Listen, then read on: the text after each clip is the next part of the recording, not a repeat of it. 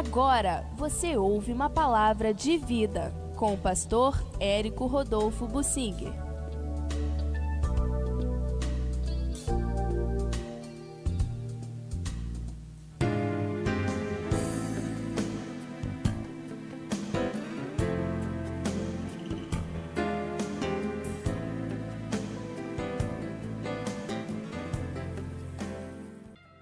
Deus ordena que Israel separe cidades de refúgio. Interessante, o texto que eu quero tomar como base é Josué 20, mas isso é mencionado várias outras vezes anteriormente, quando Deus falou a Moisés. Várias vezes Deus repetiu isto, que Israel separasse cidades de refúgio. E depois Deus acrescentou que essas cidades de refúgio seriam administradas por levitas, seriam cidades dedicadas à administração e vida dos levitas. Aqui então em Josué 20, nós lemos o seguinte: disse mais o Senhor a Josué, fala aos filhos de Israel, apartai para vós outros as cidades de refúgio, de que vos falei por intermédio de Moisés, para que para ali fuja o homicida que por engano matar alguma pessoa sem o querer, para que vos sirvam de cidade de refúgio contra o vingador do sangue. E fugindo para alguma dessas cidades, por-se-á à porta da cidade e exporá o seu caso perante os ouvidos dos anciãos da cidade. Então o tomarão consigo na cidade e lhe darão lugar para que habite com eles. Se o vingador do sangue o perseguir, não lhe entregarão nas mãos o homicida, porquanto feriu a seu próximo sem querer e não o aborrecia dantes. Habitará, pois, na mesma cidade até que compareça em juízo perante a congregação, ou até que morra o sumo sacerdote que for naqueles dias. Então tornará o homicida e voltará à sua cidade e à sua casa, a cidade de onde fugiu. Interessante. Este é um assunto ao qual Deus deu ênfase, porque repetição na Bíblia significa ênfase. Vou repetir. Repetição na Bíblia significa ênfase. Por que um assunto é repetido na Bíblia? Porque Deus o considera importante. E as cidades de refúgio são um assunto repetido várias vezes na Bíblia. O próprio Deus lembra que já tinha falado. Apesar de toda essa importância que Deus deu, aparentemente, a partir daí, nunca mais Israel deu importância às cidades de refúgio. Deus valorizou muito, Israel não valorizou nada. Não há menção, depois disso, de cidades de refúgio, de pessoas que tenham corrido para lá. Não há menção disso mais na Bíblia. Deus deu importância a um assunto que Israel desprezou. E nós então entendemos porque Deus repetiu várias vezes, porque Israel precisava entender a importância do assunto. Afinal de contas, qual é a importância deste assunto cidade de refúgio? É a pena de morte. Deus estabeleceu desde o Gênesis que nenhuma expiação se faria pelo sangue derramado, senão com o sangue daquele que o derramou. Quem matar uma pessoa não é para matar, é mandamento, não matarás. Quem matar tem que morrer. Quem é que vai fazer morrer? O vingador do sangue. Ou seja, ele organizaria seus amigos na cidade para perseguir o assassino e matá-lo. Se alguém matasse alguém, tinha que morrer.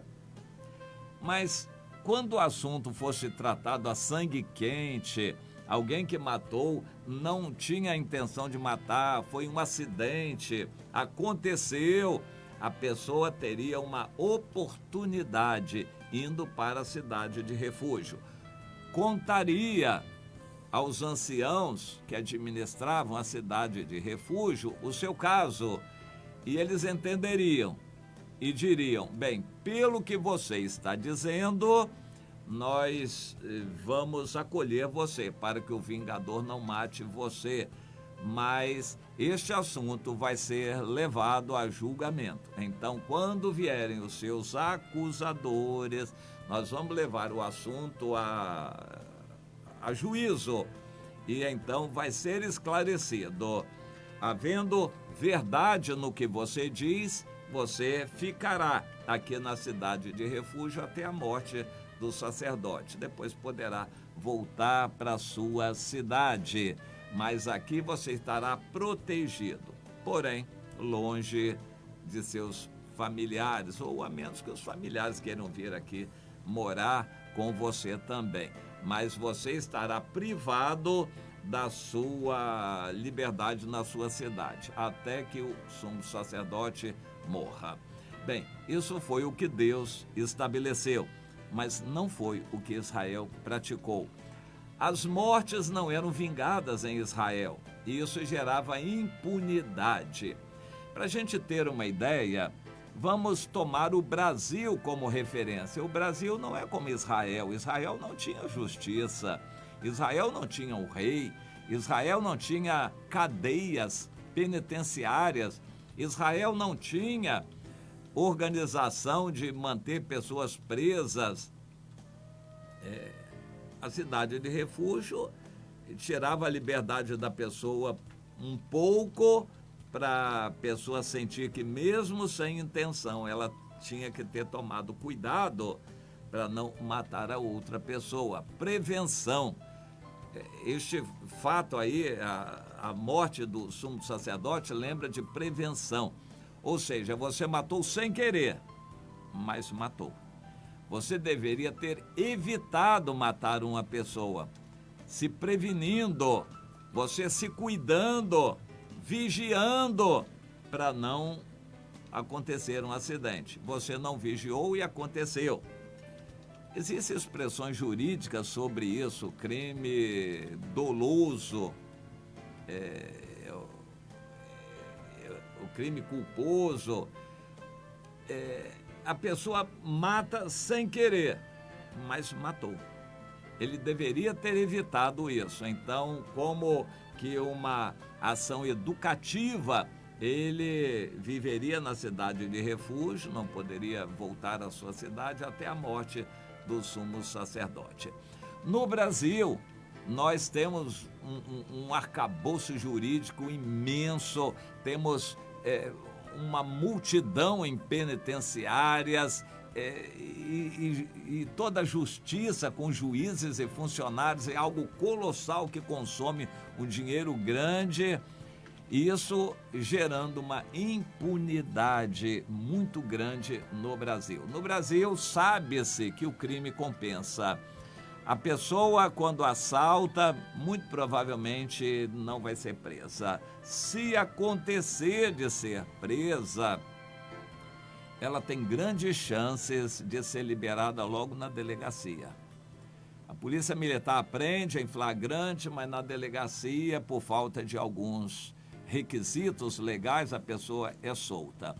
Ainda que ele fique preso, quando vai a julgamento, em grande parte dos casos, ele não ficará preso. Se é réu primário, se é menor de idade, se isso e aquilo. Há uma série de requisitos aí na lei que vão dificultar a pessoa ficar presa. Ainda que ele fique preso, a progressão da pena vai liberá-lo logo, logo. Bom, em resumo, o crime compensa no Brasil. A impunidade é estimulada pelo sistema judiciário que nós temos, sistema de leis, o legislativo entra nessa também, mas principalmente o judiciário, isto gera uma impunidade muito grande, estímulo para o crime. Por isso o crime é tão intenso no Brasil. Deus não queria que o crime fosse intenso em Israel. Há um país moderno onde o crime praticamente acabou. Em Singapura. Em Singapura, o tráfico de drogas era muito grande, muito crime, até que se levantou um governante muito radical que mandou matar todos os presos que tinham assassinado alguém, presos que tinham sido apanhados em tráfico de drogas, mandou matar. E estabeleceu uma lei marcial para o tráfico de drogas. Se for apanhado traficando drogas, vai morrer. Bem, matou algumas pessoas, talvez muitas pessoas, mas o país ficou em paz. Na eleição seguinte, ele foi eleito com quase 100% dos votos da população. E daí por diante, Singapura ficou um país limpo de crimes. Isso é um exemplo do que Deus estabeleceu. Matou, tem que morrer. Não tem desculpa. Depoimento de 2, 3 testemunhas confirmou o caso, tem que morrer. Matou, tem que morrer. Pena de morte. Por causa da cidade de refúgio, a pena de morte tinha que ser lembrada. E na prática, não foi. Porque a pena de morte não foi lembrada. Posteriormente, depois disto, Israel virou uma bagunça. Matava-se à vontade, matava-se e morria aos montes. O país ficou mal, muito mal, e daí por diante a maior parte do tempo e na maior parte dos governos o país esteve muito mal. Eles abandonaram o rigor da lei, da vida. A vida tinha que ser preservada. Quem tirasse a vida tinha que morrer, porque tirou a vida. Não se pode atentar contra a vida, e quem matar tem que morrer. Isso era a lei de Deus. E quando Deus fala de cidade de refúgio, é para que houvesse justiça no caso de alguém ter matado involuntariamente, sem querer, somente por isso. Mas quanto mais Deus fala de cidade de refúgio, mais ele enfatiza a pena de morte em Israel. Mas e hoje? Hoje tudo mudou, inclusive em Israel. E no mundo todo as coisas são muito diferentes. Mas é para nós entendermos o rigor que Deus tinha para com a atitude das pessoas. Esse mesmo rigor nós devemos ter para com o pecado. O pecado tem que ser lembrado. O pecado tem que ser confessado. Tem que haver arrependimento. E a igreja tem que tratar o pecado, não pode esconder o pecado.